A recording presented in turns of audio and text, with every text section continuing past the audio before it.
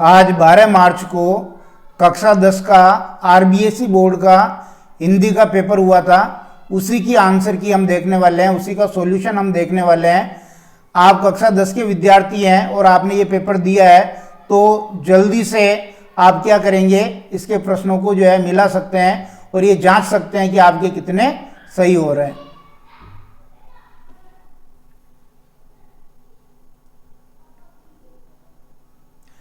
ये कुछ निर्देश है और इन निर्देशों की आपको पालना करनी थी।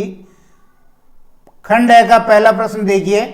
खंड ए का पहला प्रश्न वस्तुनिष्ठ प्रश्न थे ये, और इनके उत्तर अपने लिखना है कॉपी में। रशिया शब्द में प्रत्यय है, रशिया में देखिए इया प्रत्यय, बे वाला ऑप्शन सही है।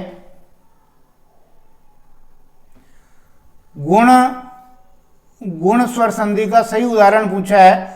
गुण में रमेश, इसका सही उत्तर हो जाएगा रमाधन ईश, रमेश हो जाएगा ये। उत्साह कविता के कवि कौन है, तो उत्साह कविता के कवि जो है सूर्यकांत त्रिपाठी निराला है, बे वाला ऑप्शन सही हो जाएगा, सूर्यकांत त्रिपाठी निराला। राम लक्ष्मण परशुराम संवाद की भाषा कौन सी है, राम लक्ष्मण परशुराम संवाद जो रामचरितमानस का अंश है, और रामचरितमानस की भाषा भी अवधी है, तो इसकी भाषा भी अवधी हो गई। गोपियों ने भ्रमर के बहाने किस पर व्यंग्य बाण छोड़े, उद्धव पर व्यंग्य बाण छोड़े, जो उनको निर्गुण भक्ति का संदेश देने आए थे।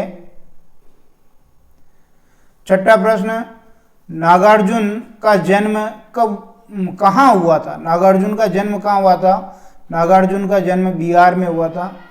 कैप्टन किसका नाम था, कैप्टन जो है चश्मे वाले का नाम था, ए वाला ऑप्शन बिल्कुल सही है।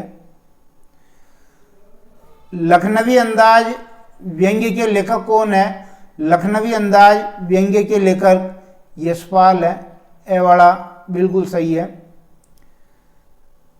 बाल गोविंद भगत पाठ किस विधा में लिखा गया, ये रेखा चित्र विधा में लिखा गया, से वाला बिल्कुल सही है। संस्कृति का परिणाम है, संस्कृति का क्या परिणाम है, संस्कृति का परिणाम है सभ्यता।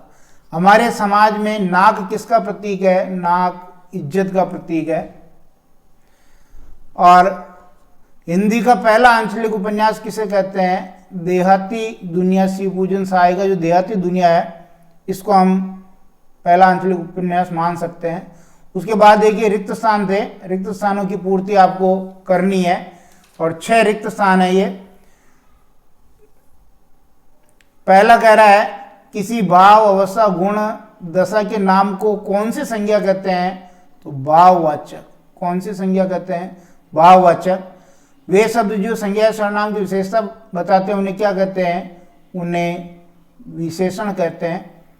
वे क्रियाएं जिनके साथ कर्म प्रयुक्त नहीं होता है, नहीं होता है तो अकर्मक, नहीं होता तो क्या कहेंगे, अकर्मक कहेंगे। वे खालिस्तान शब्द जो दो शब्दों को, वाक्यांशों को या वाक्यों को जोड़ते हैं समुच्चय बोधक अवयव कहते हैं, तो वे अव्यय शब्द क्या हो जाएगा, वे अव्यय शब्द यहां आ जाएगा। वे शब्दांश जो किसी शब्द के अंत में लगकर नए अर्थ का बोध करवाते हैं उन्हें प्रत्यय कहते हैं। हिंदी में कितने प्रकार के उपसर्ग हैं, 3 प्रकार के उपसर्ग हैं हिंदी में। इसके बाद ये अपठित गद्यांश था, इनके उत्तर आपको लिखने थे। प्रस्तुत गद्यांश का उचित शीर्षक क्या हो जाएगा, युवा शक्ति हो जाएगा, या युवा शक्ति भारत का भविष्य।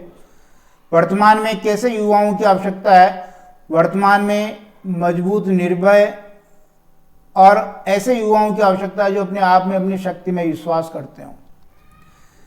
राष्ट्र की सबसे बड़ी सेवा क्या है, तो राष्ट्र की सबसे बड़ी सेवा है भारत के राष्ट्रीय आदर्श त्याग और सेवा को अपनाकर गरीबों, भूख और पीड़ितों की सेवा में अपने को अर्पित करना ही राष्ट्र की सबसे बड़ी सेवा है। विवेकानंद के उपदेश का ध्येय वाक्य क्या है, उठो जागो और तब तक रुको नहीं जब तक लक्ष्य प्राप्त न हो जाए। फिर कह रहा है कि राष्ट्रभक्ति की भावना का आधार किसे माना गया है, तो राष्ट्रभक्ति की भावना का आधार यहां पर आया था, देखिए विवेक और प्रेम किसको माना गया, विवेक और प्रेम को, और आस्तिक शब्द का अपोजिट हो जाएगा नास्तिक। ईश्वर में आस्था रखने वाला आस्तिक, नहीं रखने वाला नास्तिक। फिर एक पद्यांश को पढ़ करके प्रश्नों के उत्तर देने हैं। पहला प्रश्न है, पद्यांश का उचित शीर्षक क्या है, तो सर्वशक्तिमान मनुष्य, या आया था कि मनुष्य जो कर्मशील है। दूसरा, आदमी के मग में कौन नहीं टिक सकते, आदमी के मग में विघ्न नहीं टिक सकते। पत्थर कब पानी बन जाता है, तो मानव जब जोर लगाता है, मानव जब जोर लगाता है पत्थर पानी बन जाता है। रोशनी किसे नहीं मिलती है, जो बत्ती नहीं जलाता है, बत्ती नहीं जलाता उसे रोशनी नहीं मिलती। फिर कह रहा पर्वत के पांव कब उखड़ जाते हैं, पर्वत के पांव खम ठोक ठेलता, खम ठोक ठेलता, खम ठोक ठेलता है जब नर पर्वत के जाते पांव उखड़। मेहंदी के बीच क्या छिपा है, मेहंदी के बीच लाली छिपी हुई है। फिर ये 2-2 नंबर के प्रश्न हैं, इनको निर्धारित शब्द सीमा का ध्यान रख के लिखना था। फिर वापस ये किताब का गद्यांश पूछा है कि आग के आविष्कार में क्या प्रेरणा रही होगी, पेट की ज्वाला की प्रेरणा रही होगी। शरीर को सजाने की प्रवृत्ति किसके आविष्कार का कारण बनी, सुई धागे के आविष्कार में, या शायद शीतोष्ण से बचने तथा शरीर को सजाने की प्रवृत्ति विशेष रही। खुले आकाश के नीचे सोए व्यक्ति को नींद क्यों नहीं आती, क्यों नहीं आती, क्योंकि वह ये जानने के लिए परेशान है कि आखिर ये मोती भरा थाल क्या है। वास्तव में संस्कृत मानव क्या नहीं कर सकता, जो संस्कृत मानव है वो निठल्ला नहीं बैठ सकता। फिर आगे देखिए कि हड़ताल का आह्वान किस सिलसिले में किया गया, आजाद हिंद फौज के मुकदमे के सिलसिले में किया गया। जो हड़ताल नहीं कर रहे थे उनके प्रति क्या प्रतिक्रिया थी, जो हड़ताल नहीं कर रहे थे उनके प्रति छात्रों का एक बहुत बड़ा समूह वहां जा करके हड़ताल करवा रहा था। शाम को विद्यार्थी वर्ग कहाँ इकट्ठा हुआ, ये अजमेर का पूरा विद्यार्थी वर्ग चौपड़ यानी मुख्य बाजार का चौराहा वहां इकट्ठा हुआ। विद्यार्थियों के इकट्ठा होने के बाद क्या हुआ, भाषणबाजी हुई। पद्यांश को पढ़ के उत्तर देने। गोपियों ने किसे बड़भागी कहा है, उद्धव को कहा है। उसे बड़भागी क्यों कहा गया, क्योंकि उद्धव का जो मन है वो अनुराग प्रेम में डूबा हुआ नहीं है, इसलिए। फिर कहा पुरैनपात से क्या अभिप्राय है, कमल पत्ता, पुरैनपात यानी कमल पत्ता। और तेल की गागरी पानी में डूबने पर क्या होता है, उसके ऊपर बूंद भी नहीं लगती है, तेल के ऊपर बूंद भी नहीं लगती है। अथवा वाला देखें, मधुप गुनगुना कर क्या कह रहा है, अपनी कहानी कह रहा है।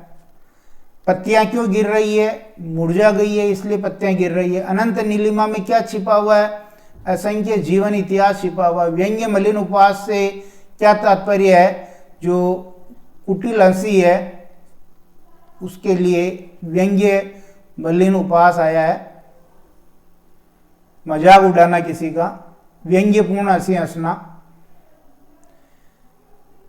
ये कुछ प्रश्न थे जिनको आपको करने थे और ये निबंध आए हैं। पुस्तकालय सप्ताह मनाए जाने पर एक प्रार्थना पत्र लिखना है और जीवन में अनुशासन का महत्व बताने के लिए एक पत्र लिखना है। एक विज्ञापन लिखना है अचार व पापड़ की बिक्री हेतु और अनुपयोगी वस्तुओं से निर्मित वस्तुओं की प्रदर्शनी के लिए एक विज्ञापन लिखना है।